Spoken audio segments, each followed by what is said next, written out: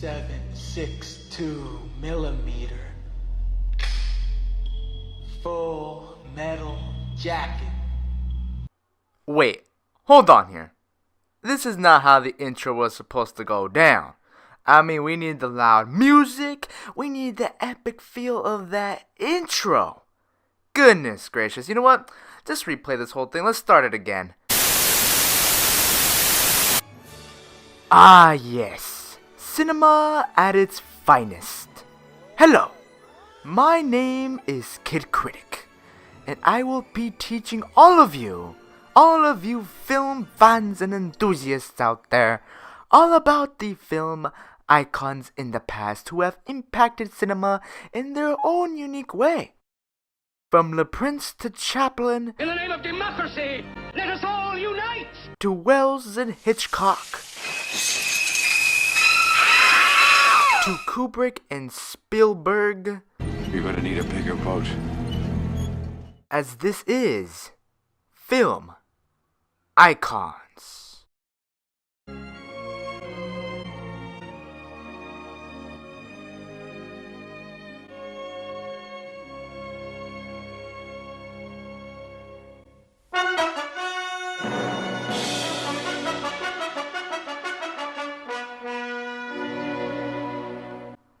Charlie Chaplin, the voice of the silent era, the man who said many things without saying anything at all, the man who brought the Little Tramp to life, the man who was able to do it all, from acting to directing all the way to composing.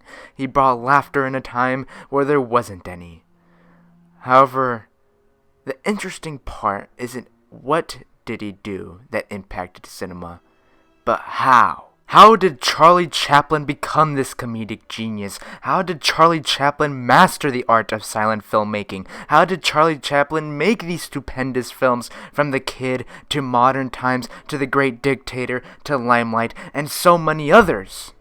But to answer those questions, we must travel back to when Charlie was only a young boy in London, England.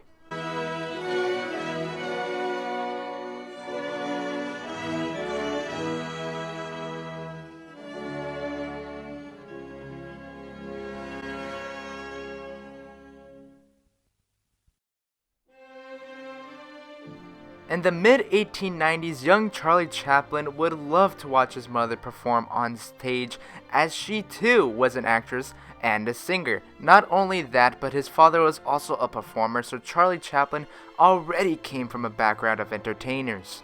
However, Charlie Chaplin still lived a childhood of poverty because of the fact that his father had run out on his family when Charlie was only at the age of 1. But then one evening, Charlie was watching his mother perform on stage as her voice soon gave out in the middle of her performance. Because of this, Charlie Chaplin was forced onto the stage and was told to do something to still hold the crowd. He was successful in doing so, and it was then where Charlie Chaplin heard his first of many applauses to come. In 1910, Charlie Chaplin first came to America since he was featured with the Fred Karno Repertoire Company as their comedian. But in 1913, it was then when Chaplin first agreed to star in front of the camera, when he made a year-long deal with producer Max Sennett and Keystone Film Company. And it was during this year-long period when the iconic cinematic figure of the Little Tramp was born. The character was formed when Chaplin was sent to grab some things from the costume department that he could wear for the film Mabel's Strange Predicament. And lo and behold, Chaplin came out with some baggy pants, a cane, and a hat. Charlie was then put in front of the camera to perform some comedic bits for the film, and in that very moment, it was when people first realized that the Little Tramp would become an unforgettable character. Now, Chaplin's first film with Keystone did not turn out so great due to complications behind the scenes, but every film after that took Chaplin from being any other actor trying to make a living doing what they love, to then becoming Charlie Chaplin, the name that everybody wanted to see, the name that everybody wanted on their poster, the name that will be remembered by all film enthusiasts as one of the biggest names in cinema history. Once his contract was up with Keystone, Chaplin then signed another contract with Mutual Film Corporation, where this contract far exceeded his last one with Keystone. But after this contract was up, Chaplin wanted more freedom and produced his own movies, as well as made his own movie studio. Chaplin's first known mega masterpiece was The Kid in 1921. This film was near and dear to Chaplin as it brought back many memories of his own early childhood. Chaplin returned with more monstrous hits such as The Gold Rush and as well as The Circus. But like The Kid, Chaplin was able to draw so many different emotions from these silent films, mainly due to the masterful score and as well as the performances.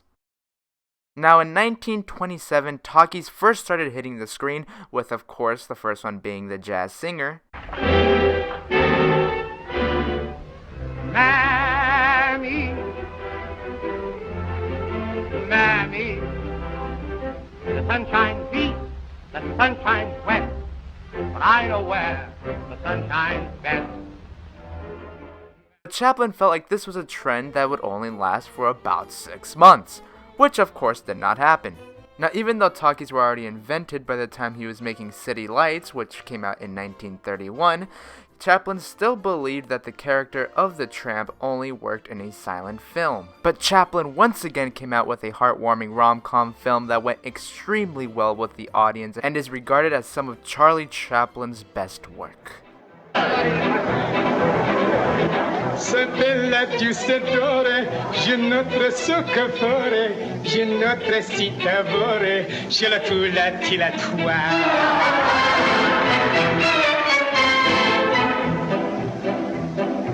Chaplin's next two films, In Modern Times, which came out in 1936, and The Great Dictator, which came out in 1940, were a lot more inspired by what was happening with society at the time. With Modern Times, Chaplin went on a world tour between the years 1931 and 1932, where he experienced all the economic issues happening in the world. Keep in mind, this is in the time of the Great Depression, which is what sparked the idea of Modern Times. Now, with The Great Dictator, which came out at the same time as when World War II was just beginning, Charlie Chaplin decided to make a film where he'd play two characters, one a Jewish barber and the other a dictator of the fictional land of Tomania. So you could kind of see the correlation there. Both films are astonishing masterpieces, as Chaplin was one of the first filmmakers to find a way to make a movie on such a serious subject, but still having that same Charlie Chaplin humor and having it all work at the same time.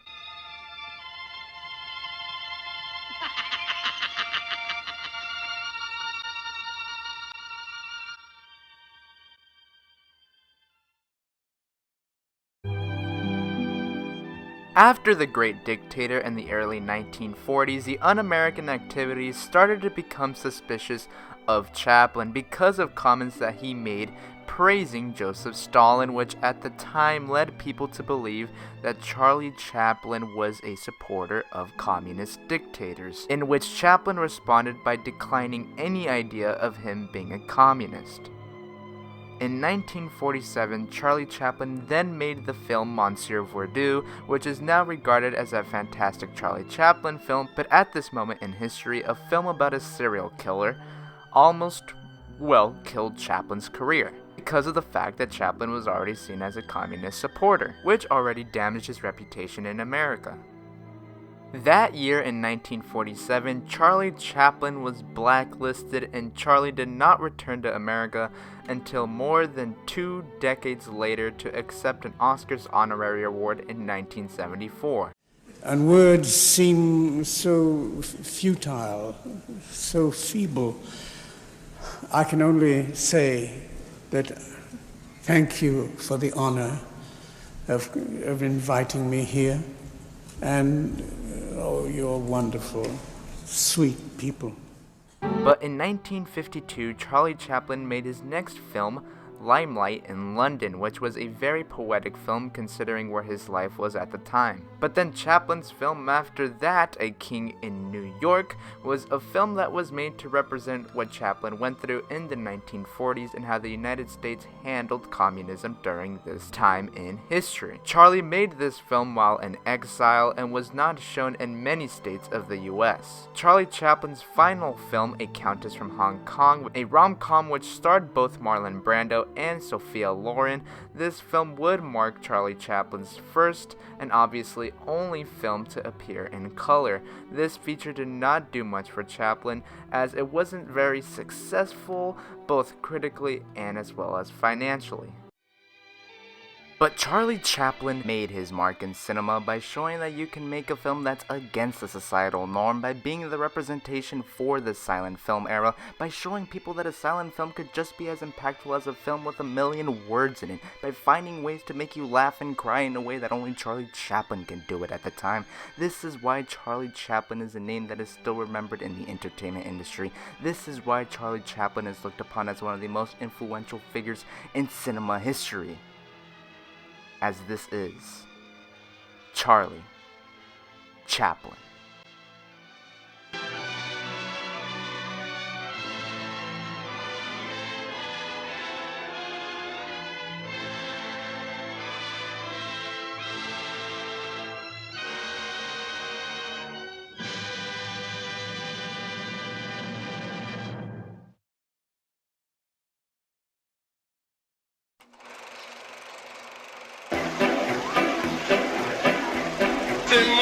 Să lăsată, ci você não pergunta, que não testinha bore, la la la la la la.